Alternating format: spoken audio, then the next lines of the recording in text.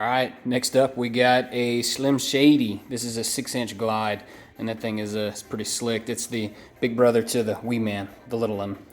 So this is a 4-inch and that's 6-inch. But I got something else I want to try here. Pretty cool color scheme. Looks a little odd, yeah, I get it. But once all the colors are together and on the bait, I think it's gonna look real slick. So we'll go with like a gray color below the midline here. And then we're gonna go with green on the back, so basically the midline up. Then we're gonna go with black just a little bit down the back here. And then we're gonna come back with some of this purple color shift for the scales. And I got the pearl because depending on what it looks like once it's on there, we may lighten up the gill plate some with the pearl, maybe do like a little 3D with the scales. We'll see.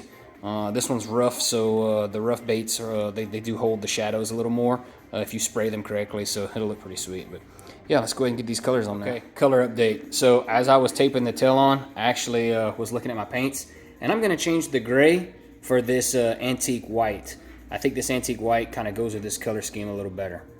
Hope I'm right, but I'm pretty sure I am. So I think this is gonna look sweet, so let's put it together. Okay, not sure why I'm showing you this because you can't really tell, but don't worry, it's there. It's like an antique white, like a kind of a light khaki color. But anyways, the head and the bottom half, so below the midline, is all painted in that color. But like I said, you can't tell, but don't worry, you'll be able to see it soon. Oh my goodness, got the green on the back. I am liking this a lot. This thing looks sweet. God, I wish this camera did better with details. It's hard to tell, but you see a little bit better there, I guess. But yeah, that's the khaki bottom, or the antique white, I like to call it, like my bone. And then the olive green on the back. Next, we're gonna put a little bit of this purple. We're gonna do some scale patterns. Purple down the side right there, just above the midline. And then we're gonna come back with a little black above that, I believe, to kind of fade it in. And then possibly some pearl, but I don't know, I kind of like the matte finish. I don't know, we'll see. Got the color shift on. Kind of made it patchy, want it to look like it's rough, you know?